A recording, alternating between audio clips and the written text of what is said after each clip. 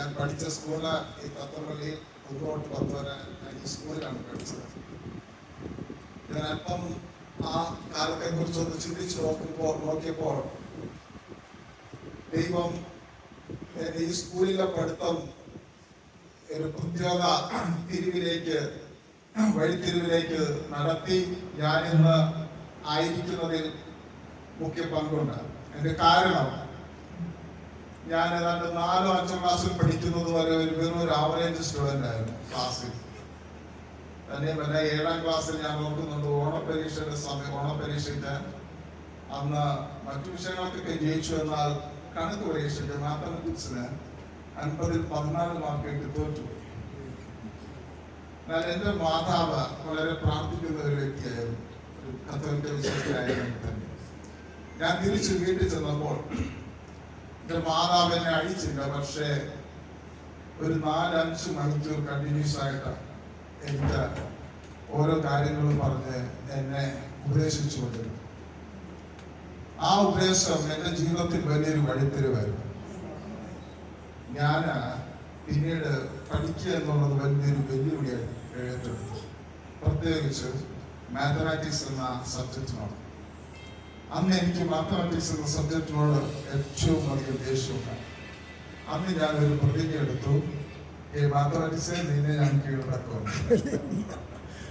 അങ്ങനെ ഞാൻ മാത്തമാറ്റിക്സ് കൂടുതലായിട്ട് ഫോക്കസ് ചെയ്ത് പഠിക്കാൻ തുടങ്ങി.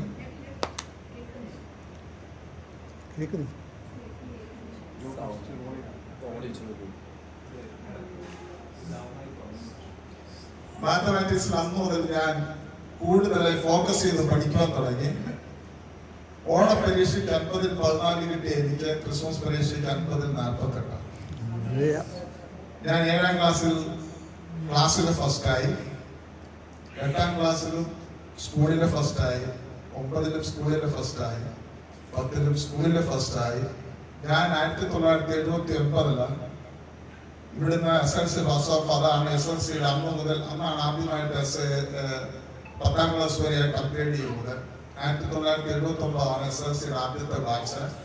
ആ ബാച്ച് ഞാനായിരുന്നു സ്കൂളിലെ ഫസ്റ്റ്.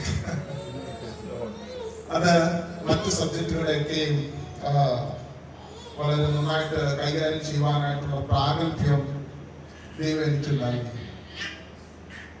പിന്നീട് ഞാൻ പഠിച്ചു, ഡിഗ്രിക്കും നല്ല മാർക്കുണ്ടായിരുന്നു. പിന്നീട് എനിക്ക് അന്ന് എഞ്ചിനീയറിംഗ് കോളേജ് ഇവിടെ അധികമൊന്നുമില്ല, അവിടെ REC റീജിയണൽ എഞ്ചിനീയറിംഗ് കോളേജ്, ഇപ്പോഴത്തെ NIIT പറയും, അവിടെ ജയ്പൂരിൽ അവിടെ എനിക്ക് അഡ്മിഷൻ കിട്ടി.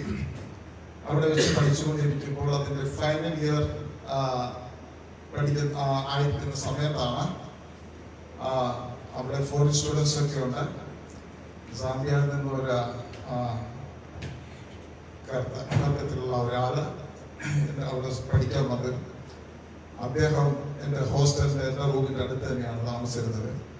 അദ്ദേഹമായിട്ടുള്ള സംസാരത്തിലാണ് ഞാൻ ബൈബിളിനെ കുറിച്ച് ഞാൻ അതുവരെ വിചാരിച്ചിരുന്നത് എനിക്കൊത്തിരി ബൈബിളിനെ അറിയാമെന്നാണ്. കാരണം ഞാനൊരു ഭക്തനായ ഒരു കത്തോലിക്ക വിശ്വാസിയായിരുന്നു. എന്നാൽ അദ്ദേഹം ബൈബിളിനെ കുറിച്ച് കാര്യമായിട്ടെല്ലാം പറഞ്ഞപ്പോഴാണ് എനിക്ക് മനസ്സിലായത് എൻ്റെ ബൈബിളിനെ കുറിച്ചുള്ള അറിവ് ഒന്നും തന്നെ ഇല്ല എന്ന്. അതുവരെ ഞാൻ വിചാരിച്ചു കൊണ്ടിരുന്നത്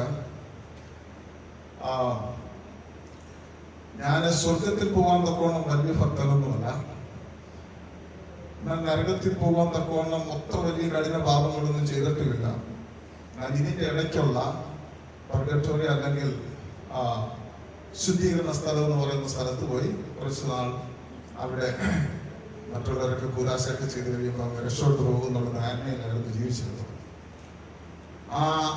ആ വ്യക്തിയായിട്ടുള്ള പീറ്റർ എന്ന് പറയുന്ന ആ വ്യക്തിയായിട്ടുള്ള ആ സംസാരത്തിൽ ബൈബിളിൽ നിന്ന് ഓരോ കാര്യങ്ങളും പറഞ്ഞു തന്നപ്പോഴാണ് മനസ്സിലായത് മരിച്ചതിന് ശേഷം ഒരു വ്യക്തിക്ക് പോകാൻ പറ്റിയ 2 സ്ഥലങ്ങളേ ഉള്ളൂ. ഒന്നുകിൽ സ്വർഗത്തിൽ പോകുമെന്ന് ഉറപ്പില്ലെങ്കിൽ നരകത്തിൽ. അതാണ് എന്നെ കൂടുതലായിട്ട് ചിന്തിപ്പിച്ചത്.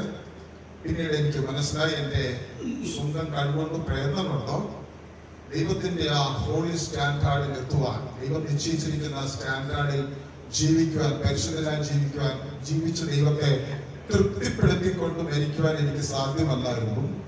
മറിച്ച് ഏറ്റവും പെർഫെക്റ്റ് ആയിട്ടുള്ള ഒബീഡിയൻസ് ചെയ്ത് ഏറ്റവും പെർഫെക്റ്റ് ആയിട്ട് ദൈവത്തെ അനുസരിച്ച് ഒരു തെറ്റും ചെയ്യാതെ ജീവിച്ച ഒരു യേശു, ആ യേശു വഴി മാത്രമേ എനിക്ക് ദൈവസന്നിധിയിൽ സ്വർഗത്തിൽ പോകാൻ സാധിക്കത്തുന്നുള്ള ഒരു കാര്യം എനിക്ക് മനസ്സിലായി. അങ്ങനെയാണ് വിശ്വാസത്താലുള്ള നീതീകരണത്തെ കുറിച്ച് എനിക്ക് മനസ്സിലായി. ദൈവത്തിന് സ്തോത്രം. അതിനുശേഷം പിന്നീട് ഞാൻ ഇവിടെ വന്നപ്പോൾ എൻ്റെ അറിവിൽ അങ്ങനെ ചർച്ചകളൊന്നും ഇല്ലായിരുന്നു. ചർച്ചകളോട് അവിടെ ചർച്ച ഉണ്ടായിരുന്നു. അതിനുശേഷം പിന്നീട് ഇന്ന് ഇത്രയും പാസ്റ്റർമാർ ആലപ്പുഴയിൽ പ്രവർത്തിക്കുന്ന അവരുടെ മിനിസ്ട്രീസ് പാസ്റ്റർമാരെ എല്ലാം കണ്ടുകൊണ്ട് ഞാൻ ദൈവത്തെ സ്തുതിക്കുകയാണ്. ഹല്ലേലൂയ, ദൈവത്തിന് സ്തോത്രം. അനേക ദൈവദാസന്മാരെ അവർ അധ്വാനിച്ചു വേല ചെയ്തു.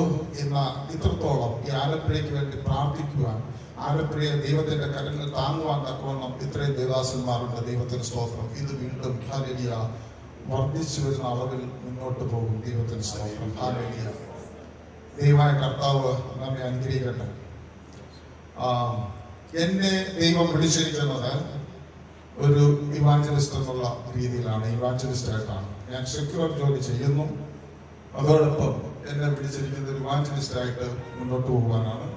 ഞാൻ ആ തരണത്തിൽ മുന്നോട്ട് പോവുകയും സഭ സെറ്റപ്പ് ചെയ്യുവാൻ, സ്ഥാപിക്കുവാൻ, മറ്റുള്ളവരെ പ്രോത്സാഹിപ്പിക്കുകയും അതിനു വേണ്ടുന്നതെല്ലാം ചെയ്തു കൊടുക്കുകയും ചെയ്യുന്നു. ദൈവത്തിന് സ്തോത്രം. ഹല്ലേലൂയ. ദൈവവചനത്തിൽ നിന്നും അല്പമായിട്ട് ഇന്ന് രാത്രി നാം കേൾക്കുക എന്നുള്ളതാണല്ലോ മുഖ്യമായ ഉദ്ദേശം. ദൈവത്തിന് സ്തോത്രം.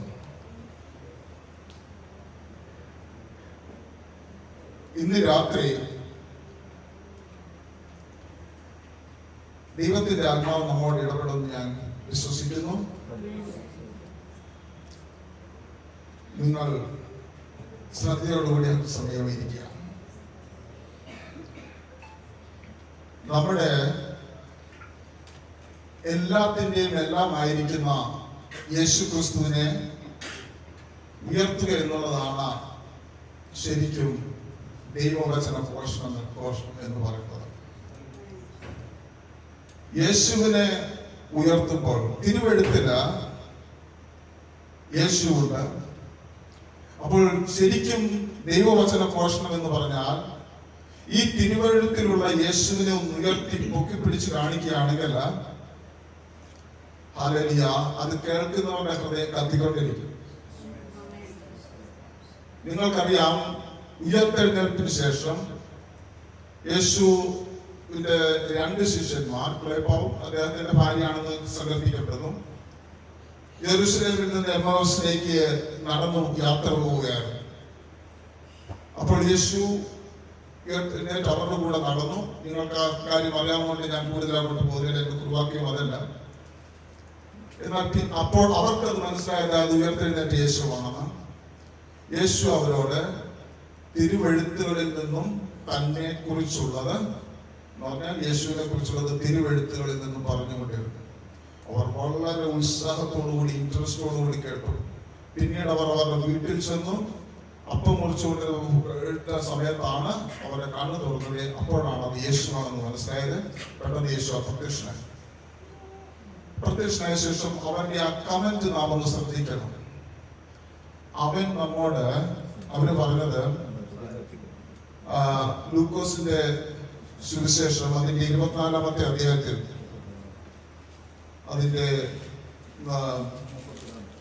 32-ാമത്തെ വാക്യത്തിൽ ഇങ്ങനെ പറയുന്നു: അവൻ വഴിയിൽ നമ്മോട് സംസാരിച്ച തിരുവെഴുത്തുകളെ തെളിയിക്കുമ്പോൾ നമ്മുടെ ഹൃദയം നമ്മുടെ ഉള്ളിൽ കത്തിക്കൊണ്ടിരുന്നില്ലയോ? അപ്പോൾ വഴിയിൽ വെച്ച് യേശു അവരോട് തിരുവെഴുത്തുകളെ തെളിയിക്കുകയാണ്. എന്തു പറയുന്നു? ശിശു തിരുവെഴുത്തുകളെ തെളിയിച്ചെന്ന് 27-ാമത്തെ വാക്യത്തിലുണ്ട്. അവിടെ എഴുതിയിരിക്കുന്ന യേശു എന്തുവാണ് അവരോട് സംസാരിച്ചുകൊണ്ടിരുന്നത്? മോശ തുടങ്ങി സകല പ്രവാചകന്മാരിൽ നിന്നും എല്ലാ തിരുവെഴുത്തുകളിലും തന്നെ കുറിച്ചുള്ളത് അവർക്ക് വ്യാഖ്യാനിച്ചു കൊടുത്തു. ആമേൻ. അപ്പോൾ അതാണ് യേശു ചെയ്തത്. പഴയ നിയമത്തിൽ നിന്നും ഉള്ള അന്ന് പുതിയ നിയമം എഴുതപ്പെട്ടിട്ടില്ലല്ലോ. പഴയ നിയമത്തിലുള്ള എന്ന് വെച്ചാൽ തിരുവെഴുത്ത് എന്ന് പറയുന്നത് പഴയ നിയമം. പഴയ നിയമത്തിൽ നിന്നുള്ള എല്ലാ തിരുവെഴുത്തിൽ നിന്നും തന്നെ കുറിച്ചുള്ളത്, യേശുവിനെ കുറിച്ചുള്ളത് പെറുക്കിയെടുത്ത് അവരോട് പറഞ്ഞുകൊണ്ടിരുന്നപ്പോൾ അവരുടെ ഉള്ളം കത്തിക്കൊണ്ടിരിക്കുന്നു. അപ്പോൾ ഇന്നും കേൾവിക്കാരുടെ ഹൃദയത്തിൽ ദൈവത്തിന്റെ സ്പർശനം ഉണ്ടാകണമെങ്കിൽ തിരുവെഴുത്തിലുള്ള യേശുവിനെ ഉയർത്തി ഉയർത്തി കാണിച്ചുകൊണ്ടിരിക്കണം.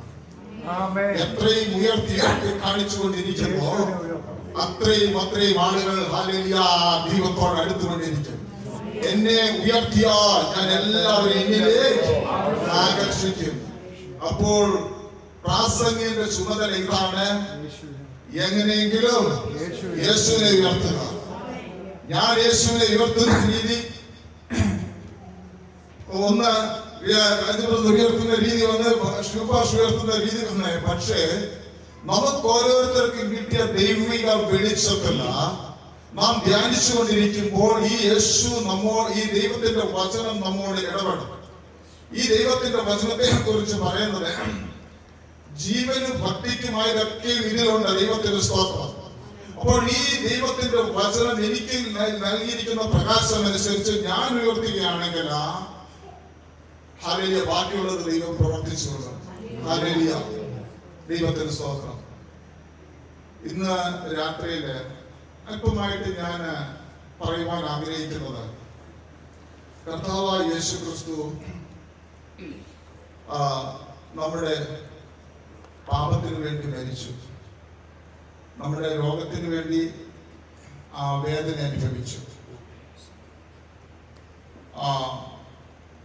അതുപോലെ നമ്മൾ സമ്പന്നരാകുവാൻ വേണ്ടി യേശു ദരിദ്രനായി തീർന്നു.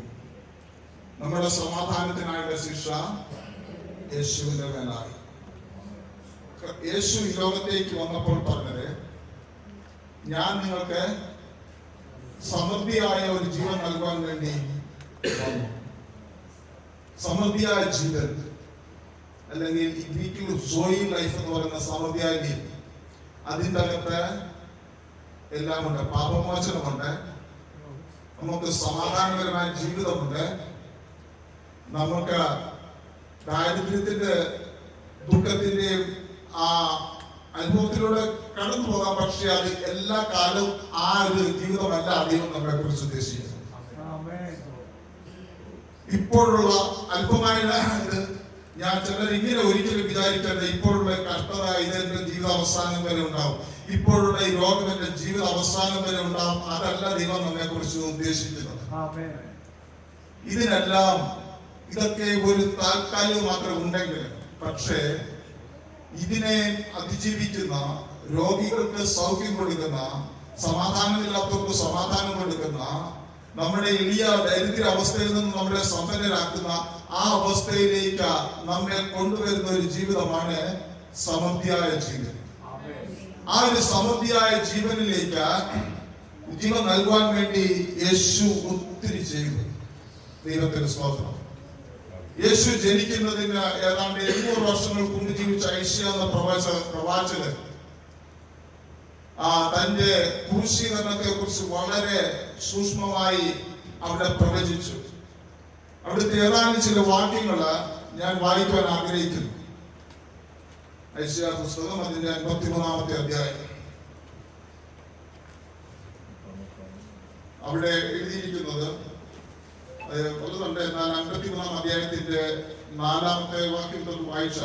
നമ്മുടെ രോഗങ്ങളെ അവൻ വഹിച്ചു, നമ്മുടെ വേദനകളെ അവൻ ചുമന്നു. നാമോ ദൈവം അവനെ ശിക്ഷിച്ചും അടിച്ചും ദണ്ഡിപ്പിച്ചും ഇരിക്കുന്നു എന്ന് വിചാരിച്ചു. എന്നാൽ അവൻ നമ്മുടെ അതിക്രമങ്ങൾ നിമിത്തം മുറിവേറ്റും നമ്മുടെ അകൃത്യങ്ങൾ നിമിത്തം തകർന്നും ഇരിക്കുന്നു. നമ്മുടെ സമാധാനത്തിനായുള്ള ശിക്ഷ അവന്റെ മേലായി, അവന്റെ അടിപ്പിടലുകളാൽ നമുക്ക് സൗഖ്യം വന്നുമിരിക്കുന്നു. സ്തോത്രം. 700 വർഷത്തിന് ശേഷം ജനിക്കാനിരിക്കുന്ന യേശു, ദൈവപുത്രനായ യേശു ഈ ലോകത്തേക്ക് വരുമ്പോൾ നമുക്ക് വേണ്ടി ചെയ്തു തരുന്ന കാര്യങ്ങളെ കുറിച്ചാണ് പറഞ്ഞിരിക്കുന്നത്. അപ്പോൾ ഈ ദൈവത്തിന്റെ വചനം നാം മനസ്സിലാക്കിക്കുമ്പോഴാണ് നമുക്ക് വിശ്വാസം കൂടുന്നത്. വിശ്വാസം എന്ന് പറയുന്നത് ദൈവത്തിന്റെ കേൾവി ദൈവത്തിന്റെ വചനത്താൽ വരുന്നു. അപ്പോൾ ഇവിടെ എഴുതിയിരിക്കുന്നു, അവൻ നമ്മുടെ അതിക്രമങ്ങൾ നിമിത്തം മുറിവേറ്റു, നമ്മുടെ അകൃത്യങ്ങൾ നിമിത്തം തകർന്നു ഇരിക്കുന്നു.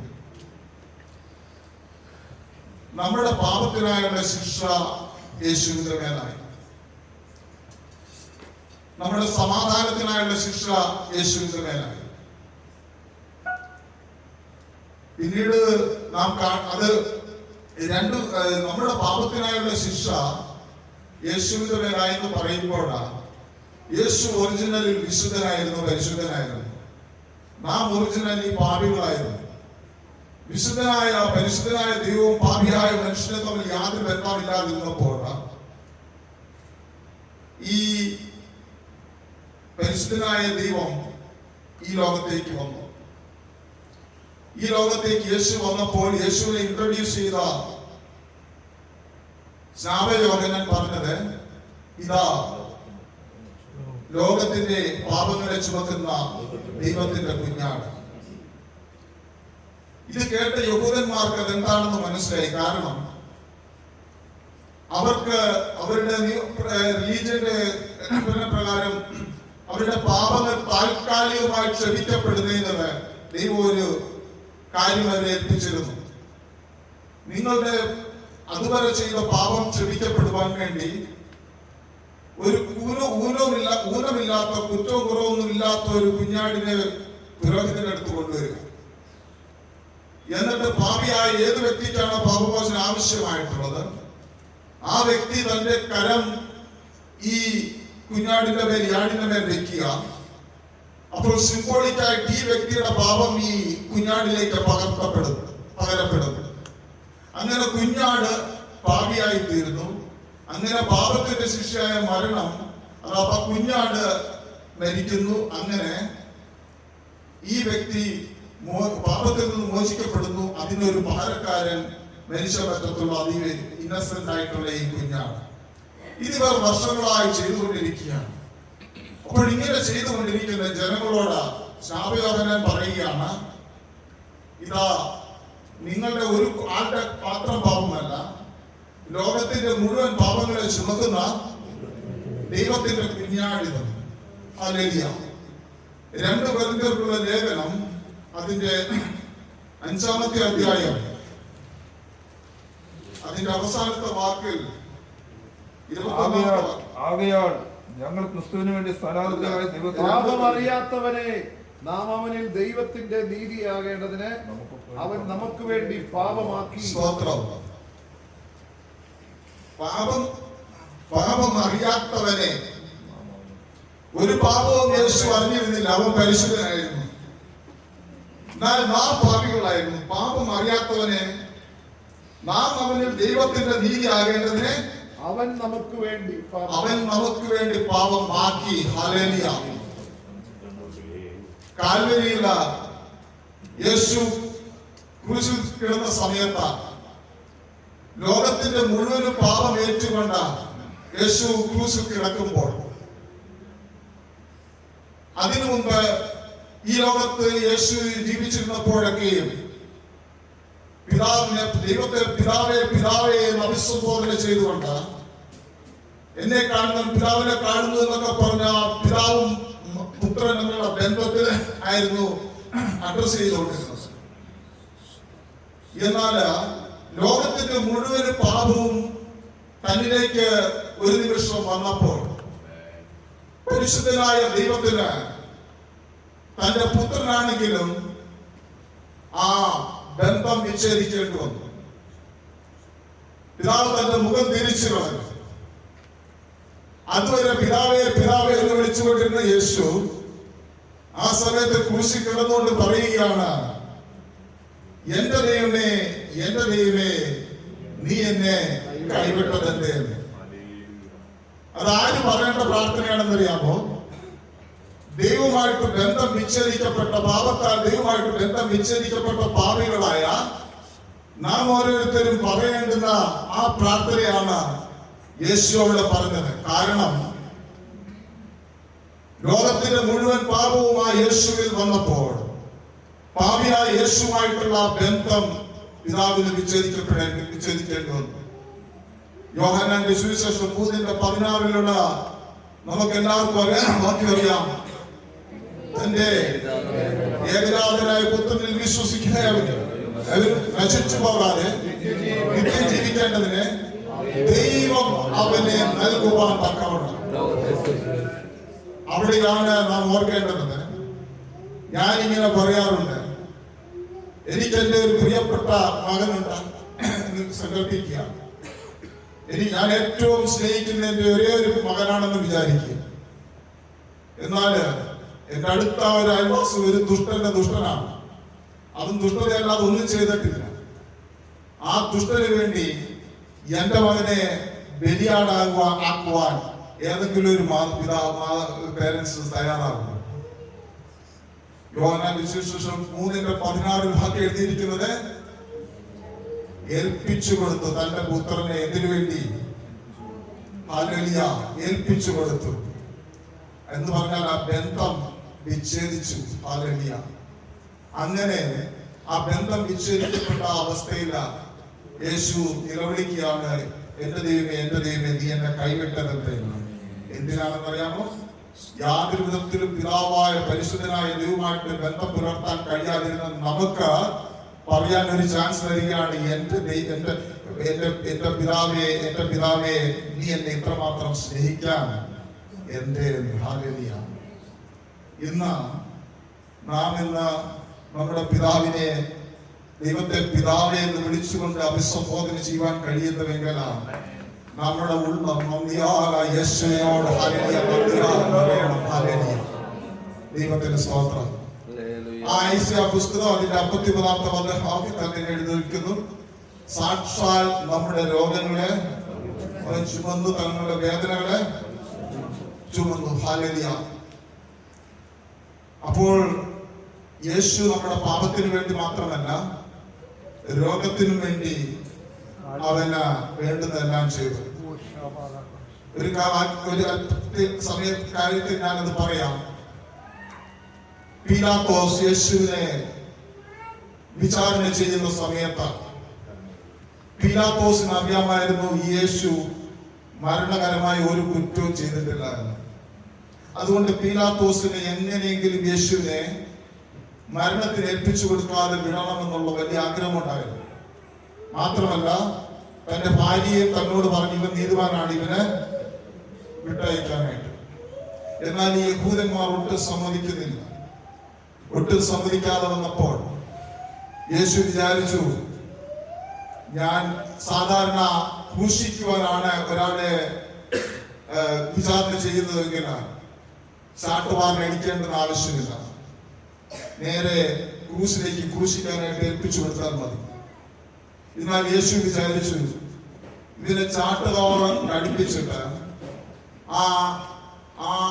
ആ ദാരുണമായ സ്ഥിതിയിൽ യേശുവിനെ ഈ ക്രൂരന്മാരായ ഈ യഹൂദന്മാരുടെ മുമ്പാകെ നിർത്തുമ്പോൾ അവർക്ക് മനസ്സലിവ് തോന്നിയിട്ട് എന്നാ പിന്നെ മതി, ഇവനെ എന്നാ ഇനി വിട്ടേച്ചേക്കാൻ എന്ന് പറയുമോ എന്നുള്ള ഒരു വിചാരത്തിലാണ് യേശുവിനെ ചാട്ടുവാറിന് അടിക്കുവാൻ ഏൽപ്പിച്ചു കൊടുത്തത്. അങ്ങനെ യേശുവിനെ ചാട്ടുവാറിന് അടിച്ചു. തന്റെ ഉടവുചാൽ പോലെ കീറി ദേഹമാസകലം. ഹല്ലേലൂയ. നമുക്കറിയാം ആ രൂപത്തിൽ. അതിനുശേഷം വളരെ ദയനീയമായി യേശുവിനെ അവരുടെ മുമ്പിൽ നിർത്തി. എന്നിട്ട് അവരോട് ചോദിച്ചു, നിങ്ങൾ യേശു എന്ന് പറഞ്ഞിട്ട് ഇനി അവനെ വെറുതെ വിടാമോ എന്ന് പറഞ്ഞപ്പോൾ പീലാത്തോസ് വിചാരിച്ചു അവർ സമ്മതിക്കുമായിരിക്കും. എന്നാൽ അവർ വീണ്ടും പറഞ്ഞു, ഇല്ല, അവനെ ക്രൂശിക്കണം. ഹല്ലേലൂയ. അപ്പോൾ ഈ പീലാത്തോസ് വിചാരിച്ചു കാണും, ഞാൻ എന്തിനീ പാപത്തെ ഇത്രയും അടുപ്പിച്ചു, ഇവൻ ഇത്ര ദുഷ്ടന്മാർ, ഇവൻ മനസ്സലിവല്ലെന്ന് നേരത്തെ അറിയാമായിരുന്നെങ്കിൽ ഞാൻ ഇവനെ എന്തിനിങ്ങനെ ചാട്ടുവാറിന് അടുപ്പിച്ചു. അപ്പോൾ പീലാത്തോസ് വിചാരിച്ചു, അത് വെറുതെ ഒരു അനാവശ്യമായിട്ട് കുറച്ചും കൂടെ വേദന യേശുവിന് കൊടുക്കേണ്ടി വന്നെന്നുള്ള ഒരു കുറ്റബോധം. എന്നാൽ സ്വർഗത്തിന്റെ ആ പദ്ധതിയല്ല അത്. ഹല്ലേലൂയ. വെറുതെ അടുപ്പിച്ചതല്ല. കാരണം നമുക്ക് പാപമോചനം ലഭിക്കുവാനായിട്ട് ദൈവത്തിന്റെ വചനത്തിൽ പറയുന്നു, അവന്റെ അടിപ്പിള്ളരാൽ നമുക്ക് സൗഖ്യം വന്നിരിക്കുന്നു. ക്രൂശീകരണം ഹല്ലേലൂയ മാത്രമല്ല, നമ്മുടെ രോഗത്തിനും കൂടെ വേണ്ടി ഹല്ലേലൂയ യേശു ചാട്ടവാറിനാൽ അടിക്കപ്പെട്ടത് ആവശ്യമായിരുന്നുവെന്ന് സ്വർഗ്ഗത്തിന് അറിയാമായിരുന്നത് ഹല്ലേലൂയ പീലാത്തോസിന് അതൊരു പാടുകളായി എന്ന് തോന്നിയ അത് സ്വർഗ്ഗത്തിന്റെ ഒരു പദ്ധതിയായിരുന്നു. അവന്റെ അടിപ്പിണരാൽ ഞാൻ സ്വർഗ്ഗമായിരുന്നു. ഇന്ന് ഞാൻ രോഗത്താൽ കഷ്ടപ്പെടുമ്പോൾ ഞാൻ ഇതാണ് എന്റെ ഹൃദയത്തിൽ കടന്നു വരേണ്ടത്. യേശു എന്റെ രോഗം വഹിച്ചു. സാക്ഷാൽ നമ്മുടെ രോഗങ്ങളെ അവൻ വഹിച്ചു, നമ്മുടെ വേദനകളെ അവൻ ചുമന്നു. ഹല്ലേലൂയ. രണ്ടുപേർക്ക് ഒരു ശിക്ഷ രണ്ടുപേർക്ക് ഒരേപോലെ അനുഭവിക്കാൻ ആവശ്യമില്ല. ഞാൻ സാത്താനോട് പറയും, സാത്താനെ, ഈ രോഗത്തിന് വേണ്ടിയുള്ള എല്ലാ വേദനയും അതിൻ്റെതായിട്ടുള്ള എല്ലാ എന്റെ യേശു അനുഭവിച്ചു. അധികാരമുള്ള നാമത്തിലേക്ക് രോഗത്തിന്റെ ആത്മാവേ ഈ ശരീരത്തിൽ ഒരു അവകാശമില്ല, വിട്ടുപോയി. ഹല്ലേലൂയ. അധികാരത്തോടുകൂടി പരിജ്ഞാനത്തോടുകൂടി പറയുമ്പോൾ ഹല്ലേലൂയ അവൻ ആ രോഗാത്മാവിന് നമ്മുടെ ശരീരത്തിൽ നിങ്ങൾ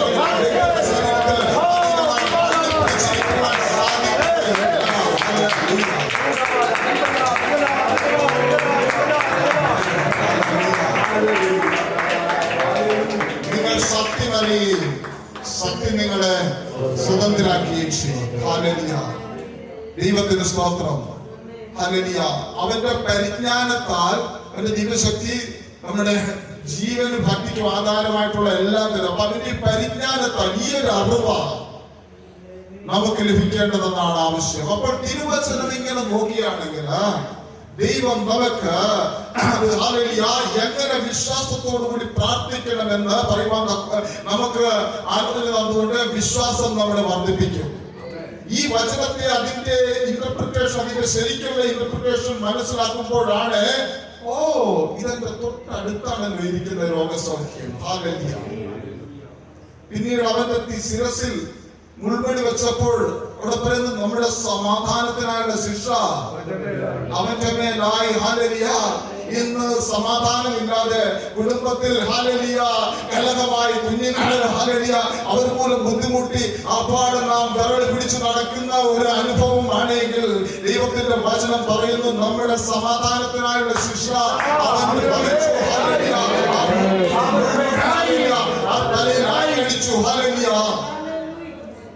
ഗെത്സമനയിൽ വെച്ച് അവൻ പറയുന്നത് രക്തം വിയർപ്പാക്കി അല്ലേ എന്ന് പറഞ്ഞാല് നമ്മൾ സാധാരണ ഈ ടെൻഷൻ അടിക്കുമ്പോൾ സ്ട്രെസ് ആകുമ്പോഴാണ് നമ്മുടെ നെറ്റിയിലൊക്കെ ഈ വിയർപ്പ് പൊടിയുന്നത്. എന്നാൽ അതിന്റെ ഒത്തിരി ആധിക്യത്തിൽ കൂടുതലായിട്ട് വരുമ്പോൾ ഏതാനും ചില കുഞ്ഞുങ്ങളൊക്കെ പൊട്ടുകയും രക്തം പതുക്കെ വരാൻ തുടങ്ങുകയും ചെയ്യും. പക്ഷെ മിക്കവരും ആ സ്ഥിതി നിലനിൽക്കിയില്ല. അതിനൊക്കെ മാസിക ഹാർട്ട് അറ്റാക്ക് ഉണ്ടാക്കി മരിച്ചുപോകും. ഗെത്സമനയിൽ വെച്ച് അവൻ നമ്മുടെ എല്ലാവിധമായിട്ട് അതായിരുന്നു യേശുവിന് ഭയങ്കര ബുദ്ധിമുട്ടായിരുന്നു. അതുകൊണ്ടാണ് പറഞ്ഞത് ആ ബലഹീനാവസ്ഥയിൽ കഴിയുമെങ്കിൽ അത്രമാത്രം ബുദ്ധിമുട്ടായിരുന്നു. ദൈവത്തിന് സ്തോത്രം. ഈ സത്യം ഞാൻ മനസ്സിലാക്കുമ്പോൾ നമ്മുടെ കുടുംബത്തിൽ വന്ന് നമ്മുടെ കുടുംബത്തെ കലക്കുവാൻ നമുക്ക് സമാധാനം തരാതെ ദിവസം തോറും ഹല്ലേലൂയ നമ്മൾ എത്ര ശ്രമിച്ചിട്ട് ഒരു സമാധാനം കിട്ടാതിരിക്കുമ്പോൾ ഹല്ലേലൂയ നമുക്ക് അധികാരത്തോടുകൂടി അവരോട് പറയാൻ സാധിക്കും.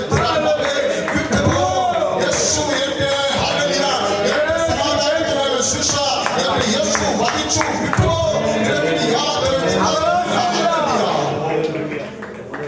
ദൈവത്തിന്റെ വചനം പറയുന്നത് ഞാൻ വിശ്വസിച്ചു, അത് ഞാൻ സംസാരിക്കുന്നു. ആദ്യം നാം ദൈവ വചനത്തിൽ നിന്നും പറഞ്ഞിരിക്കുന്നത് 4-ാമത്തെ അധ്യായത്തിലാണെന്നും ആദ്യം നാം ദൈവത്തിന്റെ വചനത്തിൽ നിന്നും ഈ സത്യങ്ങൾ നമ്മൾ വിശ്വസിക്കുക. എന്നിട്ട് വിശ്വസിച്ച് കഴിയുമ്പോൾ ഹല്ലേലൂയ അത് നാം പ്രൊക്ലെയിം ചെയ്യുക. ഹല്ലേലൂയ. യേശു പറഞ്ഞു നിങ്ങളുടെ മുന്നിൽ വരുന്ന മല പോലെ നിൽക്കുന്ന ഈ പ്രശ്നം ഈ മലയോട് എന്ന് പറഞ്ഞാൽ മലയെ അത് മാറ്റണമെന്ന് ദൈവത്തോട് പ്രാർത്ഥിക്കുവാനല്ല, മറിച്ച് ഈ മലയോട് കൽപ്പിച്ചാൽ പ്രശ്നങ്ങളാകുന്ന മല, നമ്മുടെ മുമ്പിലുള്ള പ്രശ്നങ്ങളാകുന്ന മലയോട് മലയെ പ്രശ്നങ്ങളെ വിട്ടുപോകണമെന്ന് കൽപ്പിക്കുവാനാണ് പറഞ്ഞത്. കൽപ്പിക്കണമെങ്കിൽ എത്തിക്കണമെന്ന് അറിയാമോ? നമ്മുടെ ഉള്ളിൽ ഒരു കൺവിക്ഷൻ വേണം, ഒരു ഉറപ്പ് വേണം. ആ കൺവിക്ഷൻ ഉറപ്പ് എവിടുന്ന വരുന്നത്? ദൈവത്തിന്റെ വചനത്തിൽ നിന്ന്.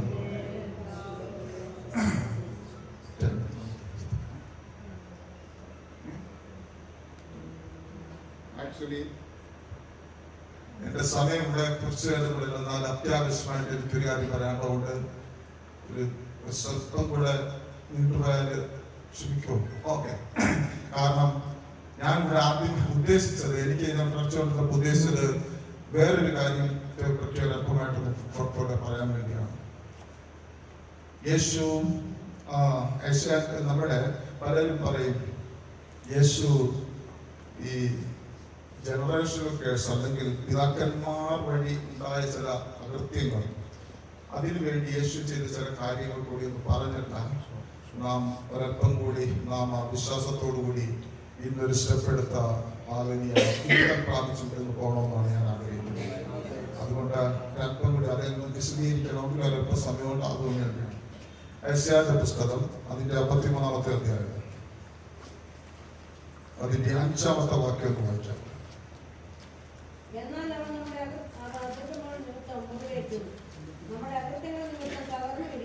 സ്തോത്രം. അത് മതി. എന്നാൽ അവൻ നമ്മുടെ അതിക്രമങ്ങൾ നിമിത്തം മുറിവേറ്റും അകൃത്യങ്ങൾ നിമിത്തം തകർന്നിരിക്കുന്നു. രണ്ട് കാര്യങ്ങളൂടെ പറഞ്ഞിട്ടുണ്ട്. ഒന്ന് അതിക്രമം, അതിന് ഇംഗ്ലീഷിൽ ട്രാൻസ്ഗ്രഷൻ എന്ന് പറയും. ഒന്ന് അതിക്രമം, അതിന് ഇംഗ്ലീഷിൽ ട്രാൻസ്ഗ്രഷൻ എന്ന് പറയും. രണ്ടാമത്തത് അകൃത്യങ്ങൾ, അതിന് ഇംഗ്ലീഷിൽ ഇനിക്വിറ്റീസ് എന്നും പറയും. അപ്പോൾ നമ്മുടെ ട്രാൻസ്ഗ്രഷന് വേണ്ടി, അതിക്രമത്തിന് വേണ്ടിയാണ് അവൻ മുറിവേറ്റത്. എന്നാൽ അകൃത്യത്തിന് വേണ്ടി നമ്മുടെ അകൃത്യങ്ങൾ, അപ്പോൾ ഈ അകൃത്യം എന്താണെന്നുള്ളതാണ് ഞാൻ പറഞ്ഞു തരാൻ പോകുന്നത്. അകൃത്യത്തിന് വേണ്ടി അവൻ തകർന്നു. അതിക്രമം എന്ന് പറയുന്ന ഓരോ വ്യക്തിയും ചെയ്യുന്ന പാപം, ഓരോ വ്യക്തികളും ചെയ്യുന്ന പാപം, അതാണ് അതിക്രമം. ട്രാൻസ്ഗ്രഷൻ, അതിക്രമിച്ചു, കൽപ്പന ലംഘിച്ചു, ചെയ്യരുതെന്ന് പറഞ്ഞാൽ ചെയ്യാത്തത് അതിക്രമം, നിഷിദ്ധമാണ്. അതിനുവേണ്ടി യേശു മുറിവേറ്റു. എന്നാൽ നമ്മുടെ അകൃത്യം, അതിനുവേണ്ടി യേശു തകർന്നു എന്നുള്ള ദിവസത്തിൽ നമ്മുടെ ഈ എവിടെയെങ്കിലും ഒരു മുറിവ് ഉള്ളിലുണ്ടെങ്കിൽ എന്താ പറയുക, നമ്മുടെ ക്ഷതം പോലെ വന്നെങ്കിൽ ഈ മുറിവ് ഒരു ഉണ്ടാവുകയാണെന്നുണ്ടെങ്കിൽ ആ മുറിയുന്ന സമയത്തായിരിക്കും ഏറ്റവും കൂടുതൽ വേദന. അത് പിന്നെ പതുക്കെ ഹീലായി വേദന പറഞ്ഞു വരും. പക്ഷെ ഒരു ക്ഷതമുണ്ടെങ്കിൽ ചിലപ്പോൾ ഒരു ഉണ്ടായ സമയത്ത് അധികം വേദന വരത്തില്ല. പക്ഷെ ദിവസം 2-3 കഴിയുമ്പോൾ ഉള്ളിൽ ആ കട്ടുപിടിച്ചടക്കുന്ന രക്തം കൊണ്ട് അത് ചിലപ്പം ഭയങ്കര വേദനയായിട്ട് അത് കൂടിക്കൂടി വരും. അപ്പോൾ അതാണ് തകർന്നിരിക്കുന്ന ഒരവസ്ഥ. അപ്പോൾ ഈ അതിക്രമം എന്ന് പറഞ്ഞാൽ എന്താണ്? അതിക്രമം എന്ന് പറയുന്നത് എന്താണെന്ന് അറിയാനായിട്ട് നമുക്ക് പുറപ്പാട് പുസ്തകം അതിന്റെ 20-ാമത്തെ അധ്യായം അതിന്റെ 5-ാമത്തെ വാക്യം വായിക്കാം.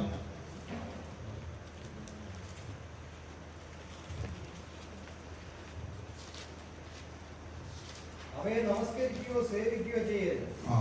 എന്റെ ദൈവമായ യഹോവയെ ഞാൻ തീക്ഷ്ണതയുള്ള ദൈവമാകുന്നു. എന്നെ പകയ്ക്കുന്നവരിൽ പിതാക്കന്മാരുടെ അകൃത്യം പിതാക്കന്മാരുടെ അകൃത്യം. അപ്പൊ അതാണ് ചോദിച്ചത്. അപ്പോൾ അകൃത്യം എന്ന് പറഞ്ഞാൽ എന്നെ പകയ്ക്കുന്നവരിൽ പിതാക്കന്മാരുടെ അകൃത്യം മൂന്നാമത്തെയും നാലാമത്തെയും തലമുറ സന്ദർശിക്കും. അകൃത്യം എന്നാൽ നമ്മുടെ പിതാക്കന്മാർ ചെയ്തത് അത് ജനറേഷനായിട്ട് നമുക്ക് കിട്ടുന്ന, പാസ് ഓൺ ചെയ്ത് കിട്ടുന്ന ആ ഒരു ശിക്ഷയാണ് അതിക്രമം എന്ന് പറയുന്നത്. ഞാൻ ചെയ്ത തെറ്റല്ല, ഞാൻ ചെയ്ത തെറ്റ് അതിക്രമം എന്നാണ് പറയുന്നത്. അകൃത്യം എന്ന് പറഞ്ഞാല് ഇന്ന് നമ്മൾ ഓർക്കും, ഇത് തലമുറയായിട്ട് തന്നെ ചിലരുണ്ട്, മാനസികമായിട്ട് ഇതിന്റെ തലമുറയായിട്ടുള്ളവരല്ലെന്നുള്ള. ഇവനെന്ത് പറ്റി നമ്മൾ പറയുമല്ലോ ഡയബറ്റിക്സ്. നമ്മളിപ്പോ ഒരു ഡോക്ടറെ അടുത്ത് പോകണമെന്നുണ്ടെങ്കിൽ ഡോക്ടർ ആദ്യം ചോദിക്കുന്നത് ഫാമിലി ഹിസ്റ്ററി എന്താണെന്ന് ചോദിക്കും. കാരണം മെഡിസിൻ തന്നെ പ്രൂവ് ചെയ്തിട്ടുണ്ട് ഇവന്റെ പിതാവിന് അല്ല പേരൻസിന് ഈ രോഗം ഉണ്ടെങ്കിൽ ഇതിന് ആ രോഗം വരാനുള്ള സാധ്യതയുണ്ട്. ഈ രോഗം എന്ന് പറയുന്നതൊക്കെ എന്തുവാ, അതൊക്കെ ഒരു ശിക്ഷയാണ്. നോക്കുകയാണെന്നുണ്ടെങ്കിൽ രോഗം ഒരു പാപത്തിലൊരു ശിക്ഷയായിട്ട് വേണം നോക്കാം. അപ്പോൾ ഈ ശിക്ഷയാണ്. അപ്പോൾ അത് വെറുതെ നിങ്ങൾ അത് വിശ്വസിച്ചാ എനിക്ക് ഇത് വരും, ഇതുകൊണ്ട് ഞാൻ ചാകത്തുള്ളെന്ന് വിശ്വസിക്കരുത്. അത് പറയാൻ വേണ്ടിയാണ് ഞാൻ ഇതും കൂടെ എടുത്തത്. ഈ അകൃത്യം എന്ന് പറയുന്നത് പിതാക്കന്മാർ ചെയ്ത തെറ്റ് അടുത്ത തലമുറയ്ക്ക് വരുമ്പോൾ അതാണ് അങ്ങനെയുള്ളതിനാണ് അതിക്രമം. ഞാൻ ചെയ്ത തെറ്റല്ല, എന്റെ പേരൻസ് ചെയ്ത തെറ്റ്, അതിന്റെ ശിക്ഷ. അതിനെക്കുറിച്ച് ഇസ്രായേൽ മക്കൾക്ക് അതറിയാം. നമുക്ക് അതിനെപ്പറ്റി നല്ല വിവരമില്ലെങ്കിൽ ഇസ്രായേൽ മക്കൾക്ക് അറിയാം. ഇസ്രായേൽ മക്കള് അത് അതിനെപ്പറ്റി അങ്ങനെ ഈ പിതാക്കന്മാർ എന്തെങ്കിലും ചെയ്തെങ്കിൽ അവരെ ശിക്ഷ മക്കൾ അനുഭവിക്കുന്നത്. അതുകൊണ്ടാണ് യേശു ഇവിടെ വന്നപ്പോഴും ചോദിച്ചത്, ഇവൻ ചെയ്ത് ഈ കുരുടൻ ഇവൻ ഇങ്ങനെ ജനിച്ചത് ഇവന്റെ കുറ്റം കൊണ്ടാണോ അതോ ഇവന്റെ പേരൻസ്? അപ്പൊ അവർക്കറിയാം പേരൻസിന്റെ കുറ്റം കൊണ്ട് മക്കള് ശിക്ഷ അനുഭവിക്കുന്നു.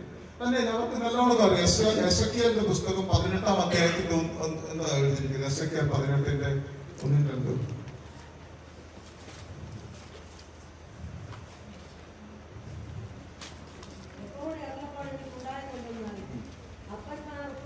അപ്പന്മാർ പച്ചമുന്തിരിങ്ങ തിന്നു, മക്കളുടെ പല്ല് പുളിച്ചു. അങ്ങനെ ഒരു പ്രോവേഴ്സ്, അങ്ങനെ ഒരു പറച്ചിൽ അവരുടെ മധ്യമുണ്ട്. എന്താണെന്നറിയാമോ?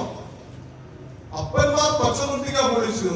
ശരിക്കും പുളിക്കേണ്ട ആദമല്ല, അപ്പന്മാരുടെ പല്ല. പക്ഷെ ആദമല്ല ഇപ്പൊ പുളിച്ചിരിക്കുന്നത് മക്കളുടെ പുല്ല് എന്ന് പറഞ്ഞാല് അപ്പന്മാർ തെറ്റ് ചെയ്തിട്ട് അതിന്റെ ശിക്ഷ മക്കൾ അനുഭവിക്കുന്നത്. അത് അവർക്ക് അറിയാം അങ്ങനെ നടക്കുന്നത്. അപ്പൊ അതുകൊണ്ടാണ് ഇങ്ങനെ പറഞ്ഞത്, അപ്പന്മാർ പല്ല് പച്ചമുന്തിരിങ്ങ പൊളിച്ചാൽ എന്നാൽ മക്കളുടെ പല്ല് പുളിക്കും. പുളി അത് പറഞ്ഞിട്ട് യെരമ്യായിലും അത് പറയുന്നുണ്ട്. എന്നിട്ട് പ്രവാചകൻ പറയുകയാണ്, ഇനി നിങ്ങൾ അത് പറയില്ല എന്ന് പറഞ്ഞാൽ നാം നിൽക്കുന്ന ഈ പുതിയ നിയമഘട്ടത്തില്, ഈ യേശുവിന്റെ കൃപായുഗത്തില് അതിനൊരു അന്ത്യമുണ്ടാകും. അതുപോലെ ഇനി നിങ്ങളത് പറയത്തില്ല. ഓരോരുത്തരും അവനവൻ ചെയ്തിട്ട് അതാണ്. അപ്പോൾ അവിടെ വെച്ച് ഒരു സ്റ്റോപ്പ് ഉണ്ടാകുന്നതിനെ പറ്റി ഒരു പ്രവചനം നമ്മൾ പറയുന്നു. ഏതാ? ഈ അകൃത്യങ്ങൾ ഇങ്ങനെ തലമുറയായിട്ട് പാസ് ഓൺ ചെയ്യുന്നതിന് ഒരു തടയിടുന്ന ഒരു സ്ഥിതി വരും, ഒരു ദിവസം വരും. അതെപ്പോഴാണെന്ന് അത് വരുമെന്നാണ് അവർ പറഞ്ഞത്. ഇനി നിങ്ങൾ അങ്ങനെ പറയത്തില്ല എന്ന് പറഞ്ഞത്. അപ്പോൾ അതിനുവേണ്ടി എന്തുവാണ് യേശു ചെയ്തത്? ഈ അകൃത്യം നിമിത്തം മുറിവേറ്റ്. അകൃത്യം എന്ന് പറയുന്നത് തലമുറയായിട്ടുള്ളത് ഒത്തിരി നാൾ നിൽക്കുന്നതാണ്. മുറിവാണെന്നുണ്ടെങ്കിൽ പെട്ടെന്ന് പറഞ്ഞാൽ അതങ്ങ് കരിഞ്ഞു പോകും, അതങ്ങനെ പോകും. എന്നാൽ ഈ അകൃത്യം ഒത്തിരി, അതുകൊണ്ടാണ് പല തലമുറകളിൽ ഇപ്പൊ അതിങ്ങനെ പാസ് ഓൺ ചെയ്ത് വരുന്നത്.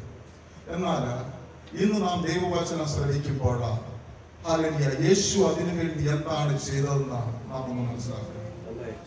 ഈ അതിനുവേണ്ടി നമുക്ക്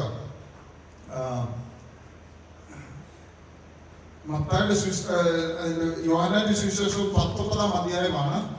19-ാമത്തെ അധ്യായത്തില് 28-ാമത്തെ വാക്യം എന്താണ്? അതിനുശേഷം സകലവും തികഞ്ഞിരിക്കുന്നു എന്ന് യേശു പറഞ്ഞിട്ട് തിരുവെഴുത്ത് നിവൃത്തിയാകും വണ്ണം എനിക്ക് ദാഹിക്കുന്നു എന്ന് പറഞ്ഞു. സ്തോത്രം. മുമ്പായിട്ട് ഒരു കാര്യം പറയട്ടെ. മത്തായിയുടെ സുവിശേഷത്തിൽ നാം വായിക്കുന്നുണ്ട്, അതിന്റെ മത്തായിയുടെ സുവിശേഷം 27-ാം അധ്യായത്തിൽ അത് എടുക്കണ്ട. അതിന്റെ 34-ാമത്തെ വാക്യവും 48-ാമത്തെ വാക്യവും ഒരുമിച്ച് ചേർത്ത് വായിക്കുമ്പോൾ നമുക്ക് മനസ്സിലാവും യേശു ക്രൂശിൽ ചുമന്ന് ഗാൽഗോത്ത മലയിൽ എത്തിച്ചേർന്നു. അതിന്റെ മുകളിൽ എത്തിച്ചേർന്നപ്പോൾ യേശുവിന് ഇനിയും ക്രൂശി കയറ്റാൻ ഇനി ഒത്തിരി സമയമെടുക്കും. അപ്പോൾ അവരെന്തെന്ന് അറിയാമോ? ഒരു മത്തായിയുടെ സുവിശേഷം 27-34 എന്താണ് എഴുതിയിരിക്കുന്നത്? കയ്പ് കലർത്തിയ വീഞ്ഞ് കുടിക്കാൻ കൊടുത്തു. അതെന്ന് പറഞ്ഞാൽ ഒരു ഗാർഡൻ ഇംഗ്ലീഷിൽ പറയാം, അത് ഒരു പെയിൻ കില്ലറാണ്. ഇവൻ ഇനി ഒത്തിരി കുറെ കൂടെ പോകാനുണ്ട്. അപ്പൊ അതുവരെ ഒരല്പം ഒരു റെസ്റ്റിന് വേണ്ടി, ഒരു ശമനത്തിന് വേണ്ടി, അവന്റെ വേദന അല്പം കുറയ്ക്കുവാൻ വേണ്ടി കയ്പ് കലർത്തിയ വീഞ്ഞ് കൊടുത്തു. അപ്പോൾ യേശു അത് അങ്ങനെ ഈസി ആയിട്ട് വേദന മാറ്റിയിട്ട് സഹിക്കാനുള്ളത് എല്ലാ വേദനയും എല്ലാ കഷ്ടതയും യേശു ഇച്ഛായിട്ട് സഹിച്ചു തീർക്കണം. എങ്കിൽ മാത്രമേ നിവൃത്തിയായി എന്ന് പറയുവാനൊക്കെ തോന്നും. അപ്പോൾ അതുകൊണ്ട് അതാണ് നോക്കിയിട്ട് അത് വേണ്ടെന്ന് പറഞ്ഞു. എന്നാൽ പിന്നീട് മത്തായിയുടെ സുവിശേഷം തന്നെ അതിന്റെ 47-48 എഴുതിയിരിക്കുന്നത്. പിന്നീട് അവർ അവരിൽ ഒരുത്തൻ ഓടി ഒരു സ്പൂൺ ഒന്നുകൂടെ വായിച്ച അവരിൽ ഒരുത്തൻ ഓടി ഒരു സ്പൂൺ എടുത്ത് പുളിച്ച വീഞ്ഞ് കയ്പുള്ളതല്ല, നേരത്തെയുള്ള പെയിൻ കില്ലറല്ല, പുളിച്ച വീഞ്ഞ്, സോർ ഗ്രേപ്സ് എന്നാ പറയുന്നത്. പുളിച്ച വീഞ്ഞ് അതാണ് പച്ചമുന്തിരിങ്ങയുടെയൊക്കെയുള്ള പുള്ളികൾ. അത് ആ വാക്കാണ് അവിടെ ഉപയോഗിച്ചിരിക്കുന്നത്. പുളിച്ച വീഞ്ഞെടുത്ത് കൊടുത്തു അല്ലേ? അവിടെ അത്ര പറഞ്ഞിട്ടുള്ളൂ. പക്ഷെ അവർ വെറുതെ കൊടുത്തതല്ല. യോഹന്നാന്റെ സുവിശേഷം 19-ാമത്തെ അധ്യായത്തില് അത് യേശു ചോദിച്ചു വാങ്ങിയതാണ് അല്ലേ? അതാണ് അവിടെ എഴുതിയിരിക്കുന്നത്. യോഹന്നാന്റെ സുവിശേഷം 19-ാം അധ്യായം അവിടെ 28ാമത്തെ വാക്യം. അതിന്റെ ശേഷം സകലവും തികഞ്ഞിരിക്കുന്നു എന്ന് യേശു അറിഞ്ഞിട്ട് തിരുവെഴുത്ത് നിവൃത്തിയാകുമെന്ന്. അപ്പോൾ അതുവരെ യേശു എന്തൊക്കെ സഹിച്ചു? നമ്മുടെ പാപത്തിന് വേണ്ടിയുള്ള അല്ലെ അതിക്രമത്തിന് വേണ്ടിയുള്ള മുറിവ് യേശു ഏറ്റു. നമ്മുടെ രോഗത്തിന് വേണ്ടിയുള്ള ചാട്ടവാറടി ഏറ്റു. നമ്മുടെ സമാധാനത്തിനായുള്ള ശിക്ഷ ഏറ്റു. ഹല്ലേലൂയ. പിന്നെ നാം സമ്പന്നരാകുവാൻ വേണ്ടി അവൻ ദരിദ്രനാക്കിയിരുന്ന കൃപ നിങ്ങൾ അറിയുന്നില്ലെന്ന് പറഞ്ഞാൽ അതും കഴിഞ്ഞു. അത് ഓൾറെഡി ജീവിതം മുഴുവൻ അങ്ങനെയായിരുന്നു. കാരണം ഈ ലോകത്ത് യേശു വളരെ സമ്പന്നനായിരുന്നെങ്കിലും ഈ ലോകത്ത് യേശു വന്നപ്പോൾ ഒരു ഹോംലെസ് ആയിരുന്നു. ഒരു സ്വന്തമായിട്ട് ഒരു ഭവനം പോലും ഇല്ലായിരുന്നു. നമുക്ക് വേണ്ടി ദരിദ്രനായി തീർന്നു. ഒരു ശിഷ്യ പറഞ്ഞു, ഇവരെ ഞാൻ നീ പോകുന്നിടത്തൊക്കെ ഞാനും വരും എന്ന് പറഞ്ഞപ്പോൾ യേശു പറഞ്ഞെന്താ? പറവകൾക്ക് ആകാശമുണ്ട്, മനുഷ്യപുത്രനെ തലചായ്ക്കാൻ ഇടമില്ല എന്ന് പറഞ്ഞാൽ ഇതാണ് യേശു പറഞ്ഞത്. എനിക്ക് സ്വന്തമായിട്ട് തലചായ്ക്കാൻ ഒരു സ്ഥലം, ഒരു വീട് പോലും ഇല്ല, ഞാനൊരു ഹോംലെസ് ആണ് എന്നാണ് പറഞ്ഞത്. ആരാ ഹോംലെസ് ആയത്? ഈ ലോകം മുഴുവൻ സൃഷ്ടിച്ചത്. യേശു ഹോംലെസ് എന്തിനാണെന്ന് അറിയാമോ? എനിക്കൊരു ഹോം ഉണ്ടാകുന്നതിന് വേണ്ടി. അതുകൊണ്ട് നാം ഇങ്ങനെ മനോഹരമായ ഭവനത്തിൽ പാർക്കുമ്പോഴേക്ക് യേശു ഹല്ലേലൂയ ഹല്ലേലൂയ 2 കൊരിന്ത്യർ 8:9 അവിടെ എഴുതിയിരിക്കുന്നു. ഹല്ലേലൂയ താൻ സമ്പന്നനായിരുന്നിട്ടും നാം എന്തിനായി തീർന്ന കൃപ. Hallelujah hallelujah. അപ്പോഴാ ഈ പോവർട്ടി എന്ന് പറയുന്ന ദാരിദ്ര്യം, ഞാൻ ബീഹാറിൽ ചെന്നപ്പോൾ പറഞ്ഞു, ഈ ദാരിദ്ര്യം എന്ന് പറയുന്ന പോവർട്ടി എന്ന് പറയുന്ന ഒരു സ്പിരിറ്റാണ്. ആ സ്പിരിറ്റ് നിങ്ങളെ ഇങ്ങനെ ആക്രമിച്ച്, അവരുടെ രോഗാത്മാവ് ഇങ്ങനെ ആക്രമിച്ച് അവരെ കഷ്ടപ്പെടുന്നത് പോലെ പോവർട്ടിയുടെ ആത്മാവ് അവരെ ആക്രമിച്ച് അവരിൽ നിന്ന് വിട്ടുമാറാതെ ഇങ്ങനെ ഇരിക്കുക. ഞാൻ അവരോട് പറഞ്ഞു, ഇതൊരു സ്പിരിറ്റാണ്. ഇത് നിങ്ങൾ ഈ 2 കൊരിന്ത്യർ 8:9 വായിച്ച് അത് മനസ്സിലാക്കിയിട്ട്, കർത്താവായ യേശുക്രിസ്തു സമ്പന്നനായിരുന്നിട്ടും നമ്മുടെ കർത്താവായ യേശുക്രിസ്തു സമ്പന്നനായിരുന്നിട്ടും അവന്റെ ദാരിദ്ര്യത്താൽ നിങ്ങൾ സമ്പന്നരാകേണ്ടതിന് നിങ്ങൾ നിമിത്തം ദരിദ്രനായി തീർന്ന കൃപ നിങ്ങൾ അറിയുന്നുവല്ലോ. ഇപ്പോൾ നോക്കണേ, കർത്താവായ യേശുക്രിസ്തു ഈ ലോകത്തേക്ക് വന്നത് എല്ലാവരും എക്സ്ചേഞ്ചിന് വേണ്ടിയായിരുന്നു. Total exchange. അതുകൊണ്ടാണ് യേശു പറഞ്ഞത്, ആ യേശു മാത്രമേ അങ്ങനെ ചെയ്തുള്ളൂ. അതുകൊണ്ടാണ് യേശു പറയുന്നത്, വഴിയും സത്യവും ജീവനും ഞാൻ അറിഞ്ഞ് ഞാനല്ലാതെ മറ്റ് ആരും പിതാവിന്റെ അടുത്തേക്ക് പോകുന്നില്ല. കാരണം എന്താണെന്നറിയാവോ? നമുക്ക് വേണ്ടി ടോട്ടൽ ഒരു സമൃദ്ധിയായ ജീവൻ നൽകുവാൻ വേണ്ടി മൊത്തമായി ഇതുപോലെ എക്സ്ചേഞ്ച് ചെയ്ത, ട്രേഡ് ചെയ്ത ഒരു വേറൊരു വ്യക്തിയില്ല. ഹല്ലേലൂയ. നമ്മുടെ പാപത്തിന് വേണ്ടി യേശു പരിശുദ്ധനായിരുന്നിട്ടും നമ്മുടെ പാപത്തിന് വേണ്ടി യേശു പാപമാക്കി അതിന്റെ ശിക്ഷ അനുഭവിച്ചു. നമ്മുടെ രോഗം ഹല്ലേലൂയ നോക്കാൻ വേണ്ടി യേശു അതിന്റെ അടിപ്പിടൽ ഏറ്റു. നമ്മുടെ സമാധാനത്തിലുള്ള ശിക്ഷ ഏറ്റു. നാം സമ്പന്നരാകാൻ വേണ്ടി യേശു ദരിദ്രനായി തീർന്നു. ഹല്ലേലൂയ. ഇതെല്ലാം ഇതുവരെ തീർന്നു. എന്നിട്ട് അവസാനം കുരിശു കിടക്കുമ്പോൾ ആ 19-ാമത്തെ യോഹന്നാന്റെ സുവിശേഷം 19-ാമത്തെ അധ്യായത്തിൽ ബാക്കിയെല്ലാം തികഞ്ഞിരിക്കുന്നതെന്ന് പറഞ്ഞിട്ട് ഇനി ഒരു കാര്യം കൂടി ചെയ്യുവാനാണ്. അതെന്താണെന്ന് അറിയാമോ? നേരത്തെ പ്രവാചകൻ പറഞ്ഞൊരു പ്രവചനമുണ്ടല്ലോ, അപ്പന്മാരുടെ പച്ചമുന്തിരിങ്ങ കഴിച്ചാൽ മക്കളുടെ പല്ല് വിളിക്കുന്ന അതിനൊരു അർഥികളാണ്. ഞാൻ കൊണ്ട് ഇവിടം കൊണ്ട് ഈ പച്ചമുന്തിരിങ്ങയുടെ പുളിപ്പ് ഇവിടം കൊണ്ടങ്ങ് അവസാനിപ്പിക്കണം. പച്ചമുന്തിരിങ്ങയുടെ പുളിപ്പ് യേശു കൊണ്ടങ്ങ് അവസാനിക്കണം. അതിന്റെ നിവർത്തി ഖണ്ഡത്തിന് വേണ്ടി പറഞ്ഞു, ഹല്ലേലൂയ എനിക്ക് ഹല്ലേലൂയ എനിക്ക് ദാഹിക്കുന്നു എന്ന് പറയുമ്പോഴേ അവര് ആ പുളിച്ച വീഞ്ഞ് ഹല്ലേലൂയ കുടിക്കുകയുള്ളൂ. ഹല്ലേലൂയ സിംബോളിക് ആയിട്ട് അതും കൂടെ കുടിച്ചു തീർക്കണം. എന്തിനാണെന്ന് അറിയാമോ? അതുവരെ പറഞ്ഞുകൊണ്ടിരുന്നത് പിതാക്കന്മാരുടെ അകത്യങ്ങൾ തലമുറ 3-4 തലമുറ വരെ മക്കൾ അനുഭവിച്ച് തീർക്കുന്ന ഗതിയായിരുന്നു. ഇതിനൊന്ന് സ്റ്റോപ്പ് ഇടുവാൻ ആർക്കും കഴിഞ്ഞില്ല. ഇതാ സ്റ്റോപ്പ് ഇടുവാൻ വേണ്ടി കൂടെയാണ് യേശു വന്നത്. യേശു അവിടെ വന്നിട്ട് പറഞ്ഞു, ഒരു കാര്യം കൂടി ചെയ്യുവാനുണ്ട്. അന്ന് പറഞ്ഞ പ്രവചനം ഞാനാണ് ഞാൻ പൂർത്തിയാക്കുന്നത് എന്ന് പറഞ്ഞിട്ട് ഹല്ലേലൂയ ആ പറഞ്ഞു കുളിക്കും ദാഹിക്കുന്നു. അവർ പുളിച്ച വീഞ്ഞു, ആ പുളിച്ച വീഞ്ഞ് കൊടുത്ത യേശു നിരസിച്ചില്ല. കാരണം അതൊരു നിവർത്തീകരണത്തിന് വേണ്ടിയാണ്. എന്തിനാണെന്നറിയാമോ? ഇതുവരെ ഓരോരുത്തരും ഓരോ തലമുറയും അനുഭവിച്ച പച്ച മുന്തിരിങ്ങയുടെ പുളിപ്പ് ഇത് അവർക്കെല്ലാവർക്കും വേണ്ടി ഞാൻ കുടിച്ചു തീർക്കുന്നു. എനിക്ക് ശേഷം എന്നിൽ വിശ്വസിക്കുന്നവർ ഹല്ലേലൂയ അവരുടെ ഇനി മേല ജനറേഷനായി കിട്ടിയ കേസ് ഞാൻ ഇനി അനുഭവിക്കേണ്ടതില്ല എന്ന് ഹല്ലേലൂയ വിശ്വസിക്കുകയാണെങ്കിൽ ഹല്ലേലൂയ അത് വിശ്വസിക്കണമെങ്കിൽ തിരുവെഴുത്ത് നാം ഹല്ലേലൂയ പറയുന്നത് അതാണ് പറഞ്ഞത്. യേശു എനിക്ക് വേണ്ടി പച്ചമുന്തിരിങ്ങ ഹല്ലേലൂയ അത് പുളിപ്പുള്ള വീഞ്ഞ് കുടിച്ചു. ഹല്ലേലൂയ. അതുകൊണ്ട് ഇനി പിതാക്കന്മാരുടെ അകൃത്യം എന്നിലേക്ക് ഇനി വരേണ്ട ആവശ്യമില്ല. അതെന്തുമാകട്ടെ, ഹല്ലേലൂയ, അത് ഇവൻ ഡയബറ്റീസ് രോഗമാകട്ടെ, ഹല്ലേലൂയ, എന്റെ തലമുറയുടെ രക്തത്തിലുള്ളതല്ല. ഇവിടെ നമ്മൾ ഇതെടുത്ത് യേശുവിന്റെ എല്ലാ ശരീരങ്ങളും രോഗവിമുക്തമാക്കി കഴിഞ്ഞു. ഹല്ലേലൂയ.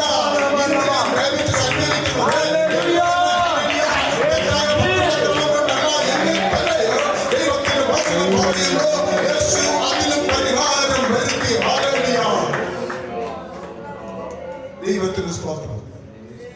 എന്നിട്ടാണ് യേശു പറഞ്ഞത്, ഹല്ലേലൂയ, എല്ലാം നിവർത്തിയായി. ഒരു സമൃദ്ധിയായ ജീവൻ നമുക്ക് നൽകപ്പെടേണ്ടതിന് വേണ്ടിയുള്ള എല്ലാം, ഹല്ലേലൂയ, നിവർത്തിയായി. ഇനി ഒരു കാര്യം മാത്രം ചെയ്താൽ മതി. ഇത് യേശു നിങ്ങൾക്ക് ഓരോരുത്തർക്കും വേണ്ടി ചെയ്തു എന്ന് നിങ്ങൾ വിശ്വസിക്കുകയാണെങ്കിൽ, ഹല്ലേലൂയ, സമൃദ്ധിയായ ജീവിതം. എന്റെ നീതിമാൻ എങ്ങനെ ജീവിക്കുമെന്നാണ് വിശ്വാസത്താൽ നമുക്ക് വേണ്ടി തന്നിരിക്കുന്ന ദൈവത്തിന്റെ വചനമാണ്. ഇത് വിശ്വാസ മണ്ഡലത്തിലാണ്. അത് നമ്മുടെ ഹല്ലേലൂയ ഈ മെറ്റീരിയൽ വേൾഡിലേക്ക്, നമ്മുടെ ദൃശ്യമായ മണ്ഡലത്തിലേക്ക് കൊണ്ടുവരുവാൻ വേണ്ടി നമുക്ക് ആവശ്യമായിരിക്കുന്ന ഒന്നാണ് വിശ്വാസം എന്ന് പറയുന്നത്. വിശ്വാസത്താൽ ഞാൻ, ഹല്ലേലൂയ, ആ വിശ്വാസത്തിന്റെ മണ്ഡലത്തിൽ ചെന്ന എനിക്ക് വേണ്ടിയുള്ള പ്രോമിസ് ഓഫ് വാഗ്ദാനം, ഹല്ലേലൂയ, ഞാൻ ഏറ്റെടുക്കുന്നു. ദൈവത്തിന്റെ വചനത്തിൽ പറയുന്നത് നമ്മുടെ ക്രിസ്തുവിൽ, ഹല്ലേലൂയ, എല്ലാ സകല ആത്മീക അനുഗ്രഹങ്ങളാലും നിറച്ചിരിക്കുന്നു. ആ അനുഗ്രഹങ്ങൾ വിശ്വാസ മണ്ഡലത്തിലാണ്. ഞാൻ വിശ്വാസത്താൽ മണ്ഡലത്തിലാണ്. ഞാൻ അത് വിശ്വാസത്താൽ ചെന്ന് ഏറ്റെടുക്കുമ്പോൾ അതെനിക്ക് വാസ്തവമായി തീരുന്നു. ഹല്ലേലൂയ. പ്രിയ ദൈവമക്കളെ, ഞാനൊരു കാര്യം പറയട്ടെ. എന്റെ തീരുമാനം വിശ്വാസത്താൽ ജീവിക്കുമെന്ന് ദൈവം പറയുകയാണെങ്കിൽ, ദൈവത്തിന്റെ വചനം പറയുകയാണെങ്കിൽ, നമുക്ക് നൽകപ്പെട്ടിരിക്കുന്ന, ഹല്ലേലൂയ, ഈ വാഗ്ദത്തങ്ങൾ, ഹല്ലേലൂയ, നാം, ഹല്ലേലൂയ, അത് വിശ്വസിച്ചുകൊണ്ട് നാം ഏറ്റുപറയുക. ഒരു പ്രാവശ്യം പറഞ്ഞിട്ട് വിശ്വാസം ഓടിപ്പോയില്ലെങ്കിൽ ഒരിക്കലും ഭയപ്പെടരുത്. നാം വീണ്ടും എടുത്തു പറയുക, വീണ്ടും എടുത്തു പറയുക. അധിക നാളി രോഗാത്മാവിന് നിങ്ങളുടെ ശരീരത്തിൽ അള്ളിപ്പിടിച്ചിരിക്കാൻ സാധിക്കില്ല. അധിക നാളി അകൃത്യമാക്കുക, ഹല്ലേലൂയ, തലമുറയായി പോകുന്ന രോഗത്തിന് നിങ്ങളുടെ ശരീരത്തിൽ അള്ളിപ്പിടിച്ചിരിക്കാൻ സാധിക്കില്ല. കാരണം നാം നമ്മുടെ ശിലകളോട്, നമ്മുടെ ബുദ്ധിമണ്ഡലത്തോട് ഓർമ്മകളെല്ലാം പറഞ്ഞുകൊണ്ടിരിക്കുകയാണ്, ഇതാണ് സത്യം, ഇതാണ് സത്യം, ഇതാണ് സത്യം. ഹല്ലേലൂയ. അതുകൊണ്ടാണ്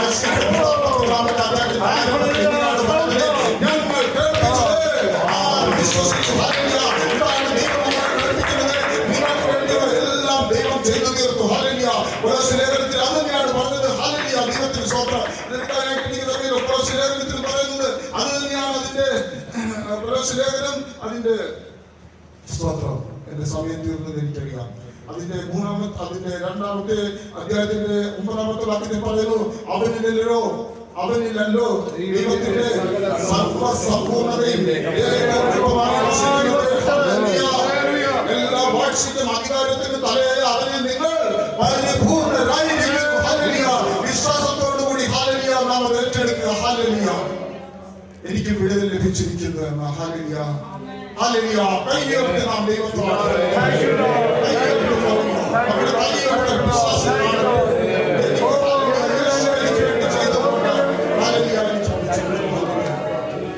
ഇത്രമാത്രം വലിയൊരു ഭാഗ്യപദവിയിലേക്കാണ് ദൈവം നമ്മളെ വിളിച്ചിരിക്കുന്നത്. എന്നെ ഈ വചനം കേട്ട ആരെങ്കിലും ഇതുവരെ യേശുവിനെ തങ്ങളുടെ ജീവിതത്തിലേക്ക് വരുവാനായിട്ട് ക്ഷണിച്ചിട്ടില്ല എങ്കിൽ ഇതൊരു അവസരമാണ്. ഇതുവരെ നിങ്ങളുടെ ജീവിതത്തിൽ ഈ രക്ഷകനായ യേശുവിനെ ഒന്ന് സ്വീകരിച്ചിട്ടില്ല എങ്കിൽ എന്ന ഒരവസരമാണ്. യേശു നമ്മുടെ പാപത്തിന് വേണ്ടി മരിച്ചു, എന്റെ പാപത്തിന് വേണ്ടി യേശു മരിച്ചു എന്ന് ഞാൻ വിശ്വസിക്കുകയാണെങ്കിൽ ദൈവം എന്റെ പാപം ക്ഷമിച്ചു തന്ന ദൈവത്തിന്റെ ഒരു മകൻ അല്ലെങ്കിൽ മകളാക്കി എന്നെ തീർക്കും. ഹല്ലേലൂയ. ദൈവത്തിന്റെ സ്തോത്രം. ഇതുവരെ എന്നിട്ട് ആ യേശു എന്റെ ഹൃദയത്തിൽ വരണമേ എന്ന് പറയുകയാണെങ്കിൽ ഇന്നു മുതൽ നാം ദൈവത്തിന്റെ ഒരു പൈതലായിരിക്കും. ഹല്ലേലൂയ. യേശുവിനെ കർത്താവെന്ന് നാം ഭാവം ഏറ്റുപറയുകയും ദൈവം ഉയർപ്പിച്ചു എന്ന് ഹൃദയത്തിൽ വിശ്വസിക്കുകയും ചെയ്താൽ നീ രക്ഷിക്കപ്പെടും. ഹല്ലേലൂയ. ദൈവത്തിന്റെ സ്തോത്രം. 1 യോഹന്നാൻ 5:12 പറയുന്നു, പുത്രനുള്ളവന് നിത്യജീവനുണ്ട്, പുത്രനില്ലാത്തവന് ജീവനില്ല. ഹല്ലേലൂയ. നിത്യജീവനില്ല. ഹല്ലേലൂയ. ഇന്നാരെങ്കിലും, ഹല്ലേലൂയ, യേശുവിനെ തന്റെ രക്ഷിതാവായിട്ട് സ്വീകരിച്ച് ഞാൻ ഇന്നു മുതൽ ദൈവത്തിന്റെ ഒരു പൈതലാവുന്നു, അവൻ ആഗ്രഹിക്കുന്നു എന്ന് പറയുകയാണെങ്കിൽ ദൈവം നിങ്ങളെ അനുഗ്രഹിക്കും. അങ്ങനെ ആരെങ്കിലും ഉണ്ടെങ്കിൽ ദയവായിട്ടൊന്ന് കൈയുയർത്താം. ദൈവത്തിന് സ്തോത്രം. യേശു നമുക്ക് വേണ്ടി ചെയ്തെന്താണ് അല്പമായിട്ട് ഞാൻ ഇവിടെ വിശദീകരിച്ചു. നമുക്ക് യേശു അല്ലാതെ മറ്റു എന്നാൽ പരസ്യമായിട്ട് യേശുവിന്റെ രക്ഷിതാവും കർത്താവുമെന്ന് ഏറ്റുപറയുന്ന ഒരു അനുഭവം നമ്മുടെ ജീവിതത്തിലുണ്ടാകും. എൻ്റെ 22ാമത്തെ വയസ്സിൽ 1986 ഞാൻ ആ യേശുവിനെ രക്ഷിതാവായിട്ട് എൻ്റെ കർത്താവായിട്ട് എൻ്റെ ഹൃദയത്തിൽ ഞാൻ സ്വീകരിച്ചത്. അന്നു മുതൽ ദൈവം എന്നെ വഴി നടത്തുകയായിരുന്നു. ഹല്ലേലൂയ. അത്ഭുതപരമായ വഴിയിലൂടെ അവൻ എന്നെ നടത്തി, കരം പിടിച്ച് ഹല്ലേലൂയ നടത്തി, പല പല പാതകളിലൂടെ അവൻ എന്നെ നടത്തി. ഹല്ലേലൂയ. അപ്പോഴാണ് എനിക്ക് എൻ്റെ ജീവിതത്തിന്റെ ഉദ്ദേശം, എന്നെ വിളിച്ച ദൈവം വിളിച്ച വിളിയുടെ ഹല്ലേലൂയ ഉദ്ദേശവും കാര്യങ്ങളൊക്കെ പതുക്കെ പതുക്കെ മനസ്സിലായി തുടങ്ങിയത്. ഇന്ന് എനിക്ക് ഹല്ലേലൂയ പറയുവാൻ സാധിക്കും. ഹല്ലേലൂയ, ഈ ദൈവം എൻ്റെ ദൈവം. ഹല്ലേലൂയ. ഈ ദൈവം എൻ്റെ ദൈവം. ഹല്ലേലൂയ. ഈ ദൈവത്താൽ അസാധ്യമായി യാതൊന്നുമില്ല. ഹല്ലേലൂയ. ദൈവത്തിന് ഇനി വളരെയധികം ചെയ്യുവാനുണ്ട്. ഹല്ലേലൂയ. ദൈവമായ കർത്താവ് ഹല്ലേലൂയ വചനങ്ങളാൽ ദൈവങ്ങളെ അനുഗ്രഹിക്കട്ടെ പ്രാർത്ഥിച്ചുകൊണ്ട് എൻ്റെ വാക്കുകൾ വിശ്രമിക്കുന്നു. അവസരത്തിൽ രാവിലെ ഒരിക്കൽ കൂടി നമ്മൾ